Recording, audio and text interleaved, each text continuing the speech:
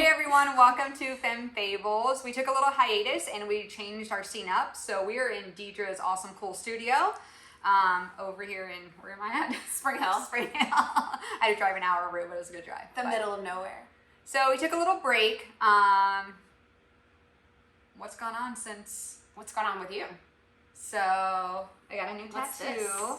So I always wanted a full sleeve tattoo, but I'm always like, I've never been cool enough to have it. And then I think maybe recording with you all the time, I'm like, I love Deidre's tattoos. I'm like, maybe I am cool enough. I'm not sure yet. So I don't know. I feel like I've been through a lot in the last year. Phoenix. So a phoenix, rises from the ashes type of thing, strong rebirth. I love it. And then I got actually the Femme Fables character, Foxy Lady, on my arm yesterday. So that's like, I was going to say mascot, but it's Yeah. a character. Yeah. His mascot seems masculine. because fables, like the Yeah. fox, the pig, the wolf, the lion. Did the same person do both? Yeah. So Mike Trina, Art District Inc. He's done all of my tattoos. We went to high school together. So we've known That's each other cool. since high school. Yeah. So yes, his, Good Yeah. work. You got a new tattoo? Since I you last did, recorded? actually. Yeah. She told me she was getting a tattoo. I was like, on what space? Like, where's the? I'm very impulsive. I shaved the back of my head and I got a tattoo. I got this fern from Gina. I love that Third. fern. Yeah.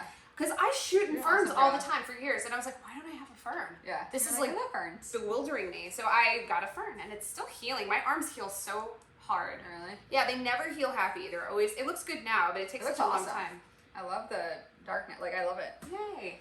New tattoos. We're tough. Yeah, this one hurt like a son of a bitch. If you get a tattoo here, it fucking hurts. I didn't think it would. Because the bone is there, and there's nerve Oh my God, endings yeah. in there. So. This one, fine. Like, this was 7.5 hours of work. And you're like, we can do the whole thing. Let's just go all the way Yeah. down. It's fine. I would if I didn't have this in the way, but we're gonna shade this in a little bit more. But anyway, so obviously if you're listening on the podcast, you can't see any of these things, so go check out YouTube. But we got new tattoos.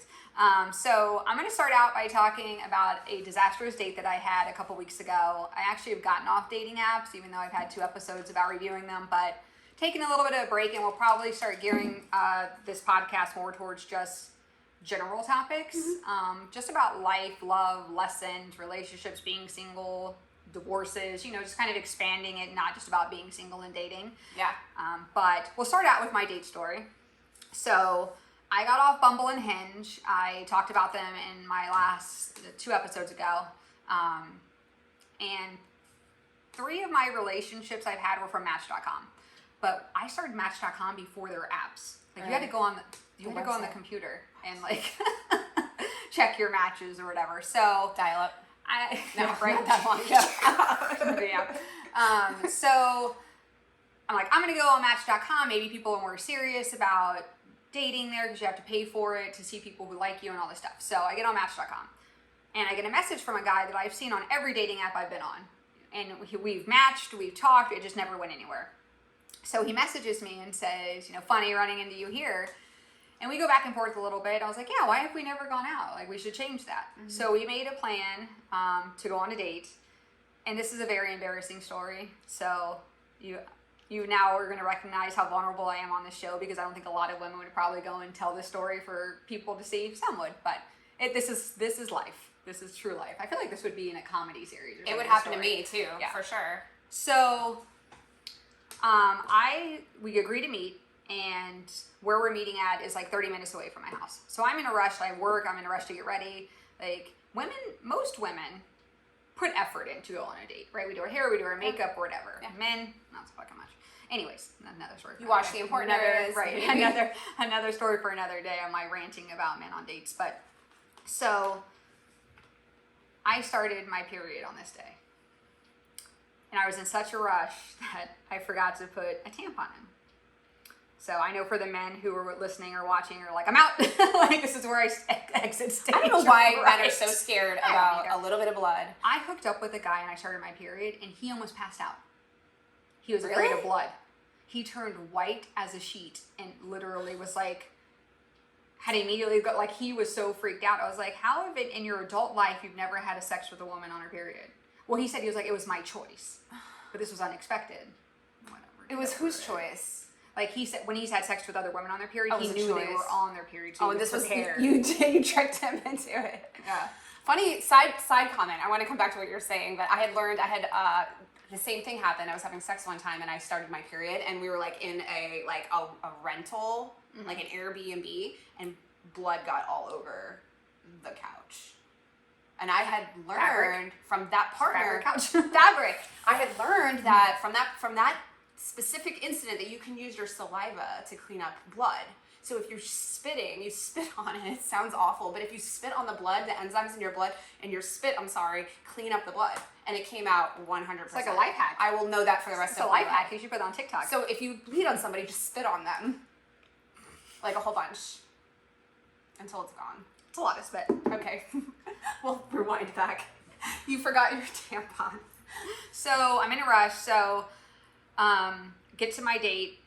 I had to pay for parking, which I knew I would have to pay, but there was a basketball game going on where we were going, and they're like, it's $25 to park. And I could have probably found like another area to park. I'm like, fuck it. So not only did I drive 30 minutes, pay $25 to park, go on my date. I don't at this moment, right, realize I don't have a tampon in, right? Like, I thought I did. I guess I just forgot. So on the date. It hasn't breached. Yeah, it hasn't breached yet. So we meet. Every man's going to be like, I'm not listening to this story. I like this. So meet him up, say hi. We grab a drink. You know, I offered to pay or whatever. So you walked to the venue. Hi, you guys are having a drink, and still nothing has come about. Yeah. So we sit down, and then I'm sitting there, and I could feel it. And men won't understand this, but women will. So it's like a wide eye moment. Yeah, you're like. So I just think, oh fuck, like shit, fuck, damn what it. Do? Was he in the middle of a conversation? Yeah, we're in the middle of a conversation. Yeah. So I'm like, I have to get up. And I had a maxi dress on. The top half was solid black. The bottom half was cream and black, like chevron print. So it's not like it was in a solid, and it was cream. So I'm going to have to get up and go to the bathroom and walk away from him. So you know damn well he's probably looking at me as I walk away, right? At this point, I don't know what the damage is yet. I just know something's there. I just don't know at what extent. Did you look down? Like, did you lift? No. Man. So this could have been bad. I go to the bathroom. I clearly bled on my dress. I had to take my panties off, throw them in the little dispenser. So now I'm pantyless on this date. And I had to rinse my dress out under the sink. So it was only there were like two stains like this. Like, that's still a lot. Yeah. It's like, she's saying like 2 inches diameter. Yeah. Thankfully, it was so fresh. Yeah. Oh my God, this is like the worst fucking story to start back at. Should have spit on it. So I get the soap from the dispenser. I pull thankfully it's a stretchy matchy. So I could just pull it over, run it under the sink. Try to pat it dry with paper towel so it doesn't look like I have a huge wet stain now on the back of my dress. Because that also raises questions. So I go back to the date, and who knows if he's seen it at this point. We still say on the date, but obviously I'm clearly uncomfortable. I have no panties on this date. Wow. I feel like I was a trooper. The fact that my friends were like, I would have fucking bailed. I'm like, sorry, I gotta go. You return, and he's I didn't say shit. How do you even say I'm so sorry I started my period on our date? But that's a true test of a man, though. How he reacts to that is he should have been like, do we need to go to Walgreens? Yeah, I'm so sorry. Can I help you? Yeah, some guys carry stuff with them. And he'd be like, I have a cleaning wipe. You need it. This guy was a little awkward, and I think so he got one beer the entire time and nursed it the entire time. So I finished my one beer, and and I told him he knew I had to drive 30 minutes. He knew I paid $25 to park. And not that I'm expecting anybody to pay for anything, but I think it would have been nice to be like, let me go get you another beer. Yeah. Especially if he saw that I just bled all over myself, too.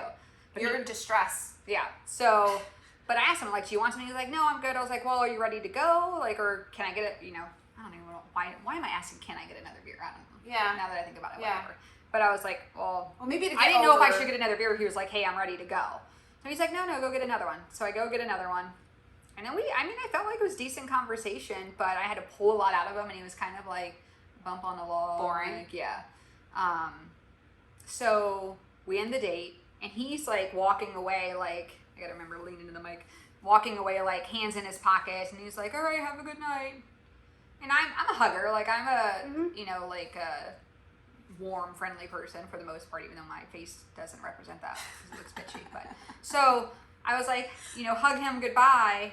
And I was like, hey, thanks. Like, most men are like, drive home safe. Let me know when you get home. Yeah. And, you got 30 minutes. No, nothing. Like, just walked. See ya. So I message him when I get home and just like, hey, had a nice time. Thank you again. Nothing. So the next day, I'm like, not in rage mode, but I'm kind of in like annoyed mode. So of course I messaged back and I was like, well, clearly you didn't have a good time. Yeah, he didn't respond to that. So no, that's fine. And now I'm off dating apps. So for now, so I think my thing is I'm either gonna meet somebody organically or not at all at this point. Like, I swear, the best way, honestly, to meet people is just randomly doing things. And the weirdest part about that is you're like, well, how am I gonna randomly meet somebody? Be like, just do stuff that you love. People show up when you're least expect it. Yeah. And I hate saying that. So we talked about that when your friends, she's like, be when you least expect it, and you're like, fuck off with your shit. I was just explaining, we watched a documentary last night, and it's related, unrelated, but we were watching the documentary about the band Anvil from Canada that like never made it. They played all these like massive parks in Japan, and they came up with Metallica in the 80s. Really? Yeah. But they never made it, and they're still a band. And there was this point in there, God, this is so randomly related, but there was this point in there where Lars from Metallica was doing an interview about the guy that he's been basically playing for 30 years and never made it. Small shows, never made the money, but was as talented or more talented than all the other people that made it. So Lars says, and I'm so mad about this that my brother and Jeremy are like, why are you so mad about this? But he said, you put too much emphasis on making it. They put too much emphasis on making it. And I'm like, it's so easy for people who are no longer hungry to tell people who are hungry that you shouldn't be hungry. And I was like, that's offensive. That's offensive because you did make it. And looking back and being like, well, it's better if you didn't because it's more real and you're doing the music anyway. It's the same thing. It gives me the same feeling about how like, oh, don't worry, your time will come. Yeah. But don't worry about it because it's not as good as you think it is. Yeah. Rude. No, completely. Rude. Rude alert. So yeah. So that was, I think I'm just at this point where But that guy sounded so boring. Why did you go out with him? He didn't seem that way. It's just like, I don't know if he was nervous or I don't know, maybe I didn't look the way he thought I would. Like, but I mean, I feel like I've never had a guy like, the guy that came on my podcast last episode did I look like my pictures? He's like, very much so. Like, so I'm like, I'm not sitting here putting like super filtered photos up where if you saw me in person, you'd be like, bitch looks nothing fucking like her, you know? So, but so that was my date story. Super embarrassing, but it does happen, like, to women, you know, be kind to women. Like, we got it fucking rough, man. Yeah, really? So, we got it fucking rough. They do. Yeah. I have to So, I don't know, what do we want to talk about today? So where are you at with this journey now? Like, if you feel like being so bold as to say, as far as like you were going through this breakup. My ex is still dating that girl, so that's been rough. But your healing is continuing. And I'm more of I'm still in the analytical phase of putting the jigsaw puzzle together, trying to, which is why I've done so much research on narcissism in the past 2 weeks, that now I'm like, I literally today, I was watching a video that said that angry driving is a top sign of narcissism. I'm like, oh my God, I'm a narcissist. Well, you told me. I get so fucking angry. You told me when we first did the podcast that you get angry, and I didn't want to say anything, but I was like, oh, that's going to come up. I was like, at some point, because I don't get angry in the car, even if people cut me off, because I'm like, maybe they're in a rush, maybe someone is dying. I really try to think that way. But that is actually a sign of like projecting like our anger and taking it out where there's no consequence. Yeah. So to Definitely. speak. Yeah. Well, no, I listened to it. Like, I definitely self-analyzed, like, and when I heard that, I'm like, oh shit, maybe I'm the narcissist. Like, fuck. You're like, I'm a narcissist. I have maybe I was the problem the entire time, which I'm sure if you listen to this was like, yes, that falls into my storyline of how crazy you are. I don't think you're crazy. But in his mind, I probably am. You think My ex is crazy and has a podcast where she talks shit about me. It's all lies because she's jealous that I've moved on. If that's the story, let me know, because I'm very curious what it is. I hope he comments below. I'm just kidding. No. That will never fucking happen, let me tell you. I think that, and then moving, in the process of healing, we want to understand. Yeah, that's part of it. You want to, and again, so I went back and forth with some guy on Facebook because I posted a funny meme about narcissism. And I'm by no means, obviously, a professional. But for me, what it was more of, one, it kind of put some stuff into context that I think what happened and why. And two, it also helps me not deal, like, how to spot that earlier on so you can walk away. Yeah. So love bombing, for example. Yes, that's really, you brought that up, and I that's so important to recognize. And it doesn't mean somebody says I love you quickly. Love bombing is when they make you feel so special and they're so attentive to you, and it's like a fairy tale. And not that this was the case, but I definitely felt quickly connected. We spent a lot of time together early on, you know. He paid attention to me. He texted me all the time, like all these things. The potential balloon became big. Right. So, and I'm not saying like that's the case with the situation, but it's like, okay, well now I can recognize that in other people if that stuff starts happening. So, Dr. Ramani is one of the ladies I listen to. I sent you her video on triangulation. She's super awesome because she's so realistic about it, like, and relatable in a way. Like she's not like, I'm a doctor, you know? So, because she's been through it. She was in a narcissistic relationship. And, she was saying that a healthy first date or few first dates are just, you feel comfortable and at ease with the person. Mm-hmm. That fairy tale, butterfly, stomach, no, that's your fucking intuition being like, nah, like, run. You should trust your gut. Yeah. But also people are completely attracted to toxic situations. Yeah. Muscle memory from prior trauma. Mm. It fills a void, you know, like chasing people for love. Like there's so many male friends that I've had that they're always interested in the girl that's not interested, or maybe I hear that all the time. And if you're too interested, that's why men don't like you. There is I didn't watch it. There's a video on YouTube that was about like why you shouldn't act interested in somebody. And I was like, that's so fucked up. I'm always why do we teach the world the way to get somebody is to act disinterested, and then why are we as people interested in the people who are disinterested in us? Exactly. But this is how we perpetuate the bullshit. And it's a lie. And it's what keeps us all like searching for answers, you know? And it's ridiculous. That Ramani, that woman, the doctor, I listened to that because that was fascinating because my husband went through a lot of that stuff. And, you know, I brought it up to him and he was like, absolutely. And then when I re-listened the triangulation, which is where they pin,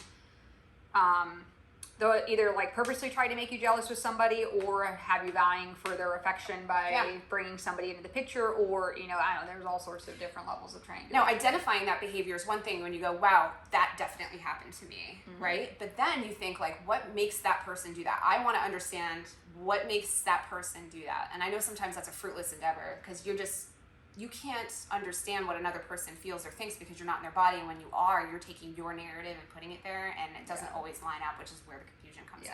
And that's the thing. Like I said, I won't ever have the answer. I just have to accept the fact that he's clearly moved on with his life. I need to move on with mine. Like this story and chapter is now over. Yeah. And now I'm a phoenix rising from the ashes. You are a phoenix rising. And rebirth, and you know, and let's say if he found his true happiness, great. Could he have handled the situation better? 100%. But I think now it's just more of just such an interesting concept to me of, and a lot of it's from childhood trauma. This is learned behavior as children. They either had a narcissistic parent, or we'll say toxic. We won't label narcissism because we're not experts, but broad. A toxic parent, or they were taught, they had abandonment issues, because that's a lot of it too. So, you know, it's just such a fascinating topic, like how toxic people are. And I think back to my childhood relationships with my let's say my mother, which have you identified, like have you gone back and been like reestablished relationship like ideas in your mind of where certain things came from in your history? It's I have, you know, this is a very tiring like it's a lifelong thing. Like if you've had trauma, it's a lifelong unpacking the shadow work. What did someone say? The shadow work is most important. Like all the addressing your shadow side. Yeah. But that's what people don't do, and all they do is jump from relationship to relationship, finding somebody who's going to either tolerate that or doesn't really give a fuck because they're also involved with themselves. You know what I mean? It's all these things, and it's just like, you know, it's been, you know, I think, you know, it was a journey I had to go on, like, in order to learn. Did you ever feel like you took on the role of the toxic person at some point? Yeah, and I wonder if part of me wonders if this person he was with, supposedly with somebody who was toxic, but who knows if that was a lie, because that's another sign of covert narcissism, which I always thought, when I had the episode about the sociopath and narcissist the first time, the grandiose narcissist. And it's front Look straight. at me, I'm right. Look at all these people I have and all these people I know. But the covert ones are the fucking sneaky ones. Oh yeah. They're the victims. Yep. Oh, woe is me. Like I'm shy and introverted. I'm kind of awkward. You know, so they're not a threat because they're not like in your face. They're like But they're aloof sneaky and manipulative. They're yeah. Yeah. They're more manipulative as far as the games they play and kind of almost pushing you to react, and then they just sit there and act calm. Like, I don't understand why you're so Yeah. mad. Yeah. Why is that so? When it's something. Is it because you've been drinking that you're so angry? That's really triggering. Yes. That's like very triggering. They'll be like almost like gross. You want to punch me in the face, don't you? This is interesting, and that's why, again, going back to what you said, like looping back, I don't think dating apps really give you a sense of who somebody is. No, it's hard, and you can. And I think that's the thing, though. People expect on the first date for this, like, look at these butterflies. No, and first dates are fucking awkward. Usually, it's like we're getting to know each other. Okay, I'm physically attracted to this person. We had a decent conversation. Like, I say you had to give somebody at least 3 or 4 dates to really like know, like, is this somebody, and do I feel comfortable with them? Can I talk to them easily? Like, you know what I mean? All of that. So, I think also people in my impulsive mind is telling me that like people try to recreate the last relationship they had that they thought, or the one that they wanted that they might not have gotten. They try to recreate this world of getting something that they view as successful. Like, I don't know, and I don't know where those people lie. I do tend to generalize sometimes with people to be like, okay, like really hardcore businessmen have issues for a reason, and they might be really successful in one department because they are very like apathetic or sociopathic, and they can rush forward and be. But that doesn't translate to a good partner. yeah, no. Not all of them, but in a lot of ways. And so I meet people like that, and I'd be like, your pursuits in life tell a lot about you as a person, and the trail you leave behind, or the wake, therefore. But side note, you look amazing, by the way. Thank you. I've been working out a ton. I was telling Deidre I've lost like 30 pounds since I moved back to Florida in April. Yes. I've got 13 more pounds to That's go. amazing. And then we'll do our half nude photo shoot thing. What are you for doing for to my lose the future weight? Christmas card? So I go to Orange Theory like 5 or 6 times a week. But when I lost like those 16 pounds in that 2-month challenge I did with them, I was just eating like hardcore healthy. Yeah. I still eat carbs. Like it's just portion control.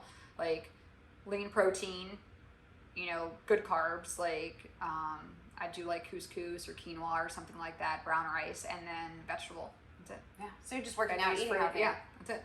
That's the I've done the whole crazy shit that people do, and it just doesn't ever work for you long term. Like, it's just really about exercising and eating healthy. Like, and exercising is only like 20%. The eating healthy is like 80% of the game. And yeah, I barely drank at all. Like, if I wanted to have like red wine, I would have to eliminate a carb for the day. That was my carb. So it's like you either eat food or you drink wine. Which one is more important to you, kind of thing. But yeah, I barely drank, so I need to get back on it. So I'm just staying even, but I need to get back on losing the last 13. So. Well, congratulations. Thank you. Yeah, I feel pretty good. That's like awesome. life isn't bad. Life is good. That's what I try. I try to wake up every day and say 3 things I'm grateful for.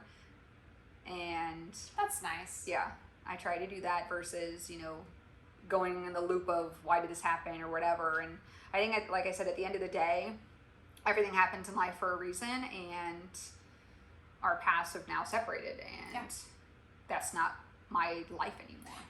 And why the saying, why let somebody live rent-free in your mind? Yeah, I've done that a lot. Yeah. That's something he's lived rent-free for like a year. It's a year ago today that we started talking. Wow. From their dating app. That is an important thing you just said. I for sure do that. Like letting people live in your head for one reason or another. And especially people I who aren't even fucking thinking about you. No. I don't even probably cross his goddamn fucking mind, and like this guy's living in my head, and he's out frolicking about with his new girlfriend. Like A long time ago, I used to think like one day I'm gonna send that motherfucker a thank you for all the shit I learned in your name, and you had nothing to do with it. yeah. Thank you anyway. Right. Thank you for the pain Yeah. that I had to grow out of and become, like a better person and learn from my mistakes. But at least you become a better person. Yeah. And where are they at? Mm. Still living their probably life the way they have, because It is. It's a cycle. nobody wants to sit in their pain. That's the hard thing. Like I had a friend who just recently kind of went through the same thing, and she's like, I just want to forget it. I was like, you gotta sit in it. It's uncomfortable as fuck, and you gotta cry. And if you want to hit something, fucking hit your pillow. Like punch your pillow, get your anger out, feel it, and then release it. But if you hold it in, you're not getting anywhere. No. You know, so don't punch people, punch pillows. That's a great. Yeah. Can you make a sticker? Don't punch people, punch pillows. Yeah. You can make a sticker out of that. But yeah, you know, things are good. So we're back to doing the podcast. We'll have some interesting topics. So, and we're gonna move into some other departments. And yeah, like I want to have my friend on. One of my good friends, she's African American, was in the Navy, worked her way up in the corporate world. So I kind of want to talk about like what was it like being a Black female. Is that who I think? Yeah, Charisse. Yeah, Charisse. Yeah. I remember Charisse. Yeah, so she's gonna come on and talk about that. That's cool. I would be interested to Yeah. know her story because she seems like she has one. Oh, she does. I didn't know her on a personal She level. was, so the insurance company that we worked at together, she was the first Black supervisor. Really? Yeah, when she got promoted. Man, I've thought about her oftentimes because I thought about the challenge that she probably had as a Black woman and a woman and in that environment because, I mean, you know, that was a pretty toxic environment. Yeah. And she, I mean, in the military too, I think that probably helped structure her a little bit, like to be able to handle kind of the mental warfare of being probably a Black woman in our industry is also predominantly insurance, male white dominated. driven, like, you know. And just in the military, I've watched so many documentaries about the things that women go through in there and how horrible it is sometimes, and them getting through it is like, you know, like almost like you're like congratulations, but also I feel so bad. You know, she's probably tough, you know? Yeah. Yeah, she told me when like, it's like, I forgot what it's called, where they like beat the shit out of each other. A fight. No, it's called something where they all gang up on one person. Like Really? if they got them in trouble. Like hazing? Yeah. That's something else. Yeah, they would like put stuff in pillows and.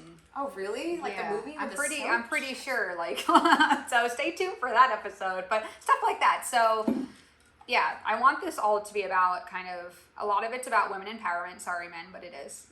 We're women. You know, we're women, and I think men would be interested to listen to some of the stories, you know, because you hear like the Me Too movement or whatever. Like I've heard men say like, "Oh, it's being taken too far" or whatever. It's not being taken too far, and like we should talk about like eventually like we should. I'm gonna add that to the list. Like the whole Me Too movement. Talking about like women in the art world, and like I've learned that a lot of times that like if there's there's like a whole like hierarchy there, and sexism that goes on, and like how you present yourself as a female artist. Because it's like you're expected to present yourself as an artist, but also something that everyone wants to fuck. If you want to get, it would be very confusing. It is confusing because you just want to be a person. Yeah, you're like, no, I'm talented and I want to show my talent, but you also have to be like kind of a sex symbol. Yeah, it's fucking. I reject this. So stuff like that. So it's probably going to change gears a little bit. Hopefully you guys stay and watch and listen on the podcast, but we appreciate everyone's support. I've gotten emails like, when are you going to release an episode? Which I was kind of like, oh my god, people actually listen to this. But no, we do appreciate everyone's support. So if you're watching on YouTube, like, subscribe, comment. You can always email us at femfables@gmail.com, and stay tuned for more episodes. Thank you guys. Bye.